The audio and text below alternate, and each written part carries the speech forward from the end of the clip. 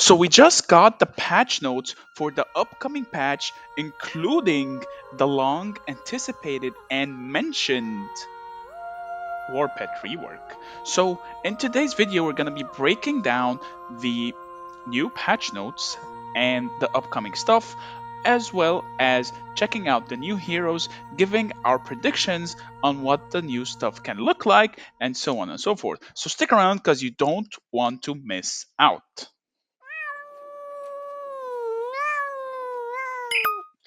What is up, guys? Meower here, back with a brand new Call of Dragons video. One of the more anticipated updates is finally out, showing us a glimpse of the new upcoming G3 heroes, the new season that we'll be heading towards that we just discussed yesterday, and that pretty much it reinforms what we predicted yesterday and confirms the seasonal talent as well, and new artifact, the long anticipated Warpet rework, and just so much more quality of life changes. And as well, remember this phrase, Goras Gogol every single thing, because infantry are so busted.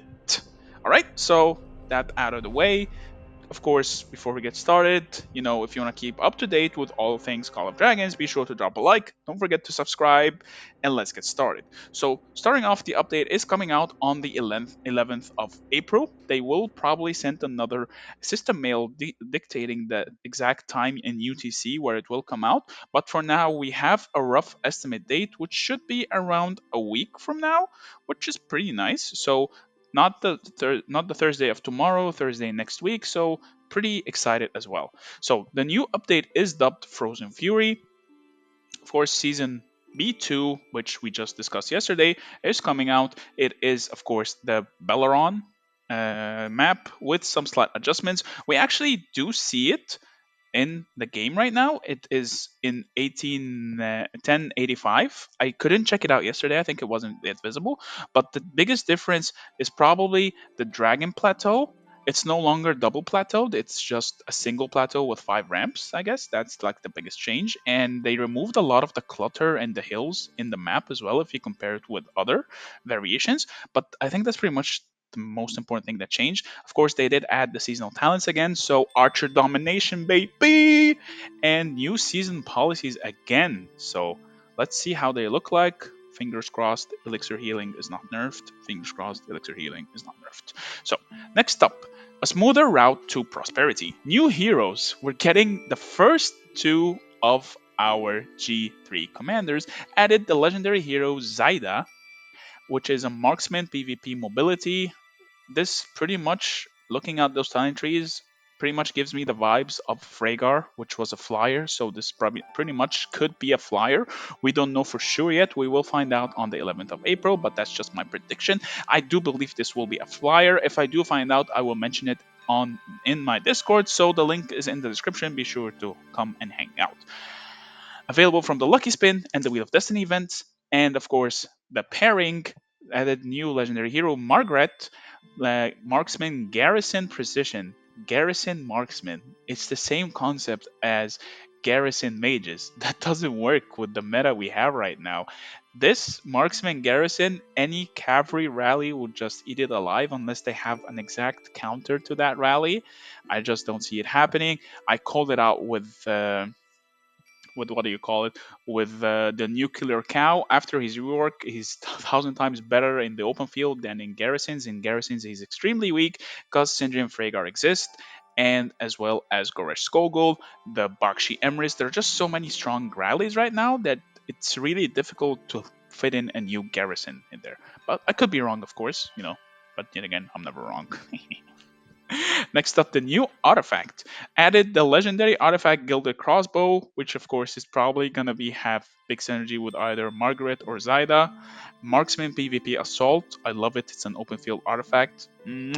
Probably gonna get it from the Forge of Light and Riches of the Forest, but we just focus on Forge of Light. Riches of the Forest is kind of a meh event. Number 3, improved Warpet training process and features. So the Warpet rework is here.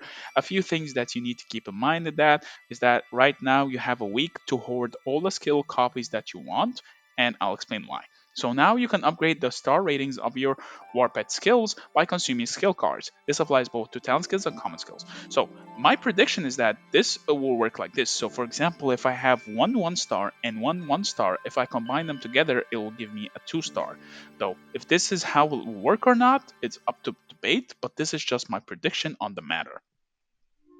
You can update talent skill cards by releasing war pets, so that's also new. Each time you release a new war pet, you'll receive a skill card for one of their pets. It's completely guaranteed now, instead of before where we could release. It's not always guaranteed for us to get the skill. You can also get the talent, which is new. So for example, if I want to release this Broom Bear, I will get the quickening and all those changes as well. What are these pets? Anyway. Where was I?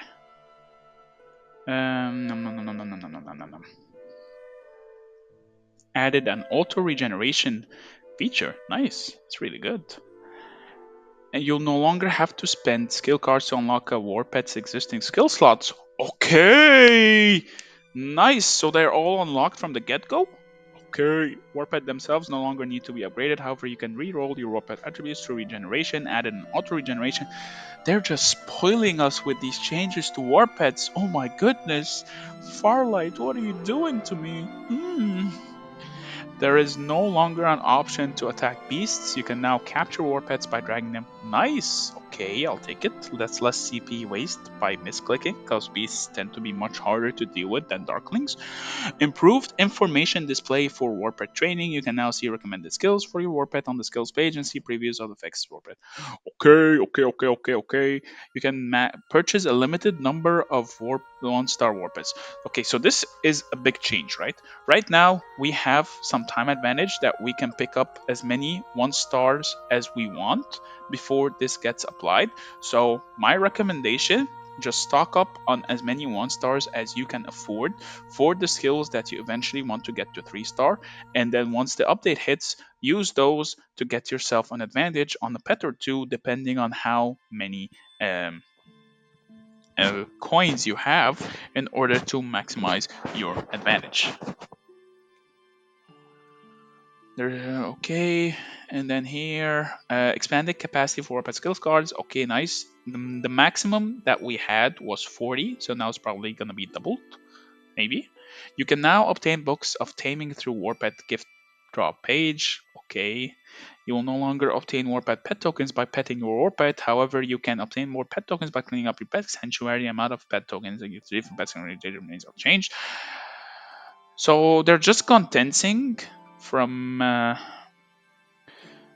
the amount of tokens you can get per day in an easier manner, I guess. That's nice. Increase the number of slots in your pet enclosure. Now start 15 more.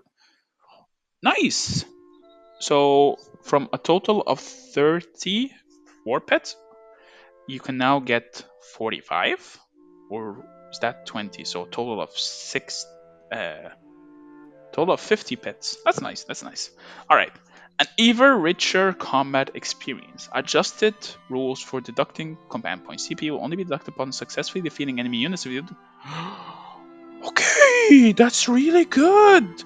That's big, because sometimes you could misclick when you are on low HP and it will kill you, but you do not get it. So this is really good. This is such a really big quality of life change. Nice. Upon entering battle, AoE skills will no longer deal damage. Nice! Nice. To Dark Forces, now you can no longer AoE Darklings in the middle of a big PvP cluster. Let's go. Give me those yum changes. Improved simple mode. Added a button to enable and disable simple mode in PC. I always use it in general settings. I mean, on my mobile, significantly improved the frame rate. Nice. Added simple mode for PC. Come on, Starlight, you're spoiling me so much. What are these amazing changes? So good. Added simple mode for PC. Nice. Blah blah blah. In interest of balance, the following changes are made to talents and skills. Okay, so improved Infantry's PvP abilities. Alright, so this has been a cause for debate that so many of the community are talking about. Right now, infantry sort of got a humongous change. Alright, so it states that infantry, previously swordsmen, axemen, ironbark treants can launch a counterattack when attacked by ranged units, but deal half their counterattack damage. Right now, your infantry can launch no counterattacks when attacked by ranged units, but can only deal 50% counterattack damage. So this gives me two routes, right? I'm not sure which route it is.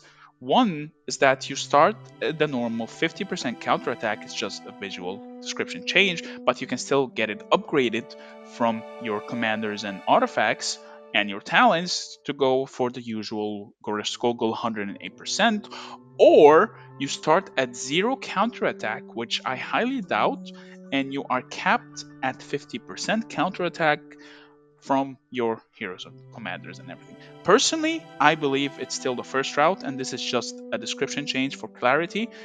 But the real change is this one. They also have a 50% chance to gain one stack of Ironclad. Each stack of Ironclad reduces ranged damage taken by 5% for 15 seconds for a maximum of 8 stacks, or 40% damage taken reduction.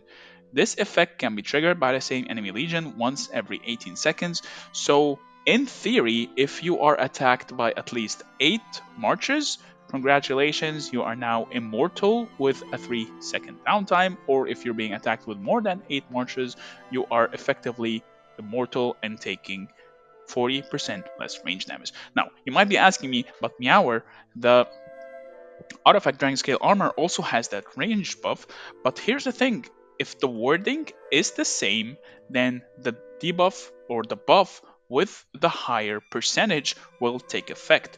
So, in theory, Dragon Scale Armor is officially dead. Woo! Not that it was good to begin with. But if I am wrong, which I could be wrong, and I hope I am, because that pretty much kills the allure of Dragon Scale Armor, both of them stack and infantry are even more immortal. We'll see once the update comes out though. But again, the same concept, it can go two routes, but me personally, I think Dragon Scale Armor could be dead next season, along with the revival of Nika, Goresh Skogul. Remember, kids, Goresh Skogul everything. You want to fight, Goresh Skogul. You want to defend, Goresh Skogul. You want to do this, that, just Goresh Skogul. It is now Call of Goresh Skogul. Next up, adjusted offensive skill damage, offensive talent, Intrepid. Previously, when casting rage skills, your Legion gains blah blah blah. Now your Legion launches a normal attack. They have a 100% chance to gain normal attack focus, increasing their normal attack rate by 8%. That's a big buff. Is that per level though? It has a 3-second downtime. Same concept as this, but this is just a flat up buff. So the first person that come to mind is Syndrome. Syndrome just got a big buff with this change. Adjusted gathering talent, joyful labor. Previously, when your legion hit normal attack, gathering blah blah blah blah blah blah blah. Now, when your legion is hit normal attack, 100% become invulnerable and take no damage, or vulnerable cannot launch normal attack once every 6 seconds. Isn't this pretty much the same as the seasonal talent? Much? No, I don't care. I don't use it. Adjusted Ice turn skill, Frost Arrow, deals damage to target legion, reduces the march speed, and stacks 1 stack of Snowstorm. Wait, they nerfed? Wait, it actually got nerfed. Huh, it actually did get nerfed. I'm guessing now it doesn't snare anymore? It has a higher freeze rate at level 6. But I'm guessing it doesn't snare anymore. Okay. Okay. Adjusted Season Talent Cavalry Vanguard. This change will take effect in Season T1 and Season B2.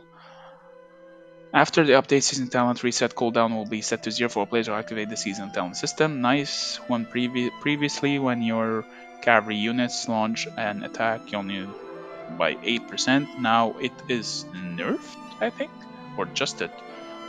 When your cavalry units launch an unyielding rush at the target unit, rush speed increased by 20% each time your cavalry unit rush. So it stacks.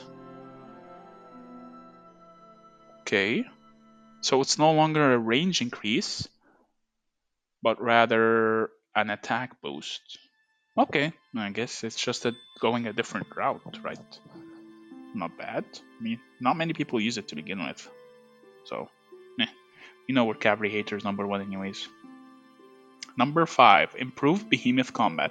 Behemoth raids at normal difficulty no longer have participation limits. What? What? So we can have 200 players now in a behemoth?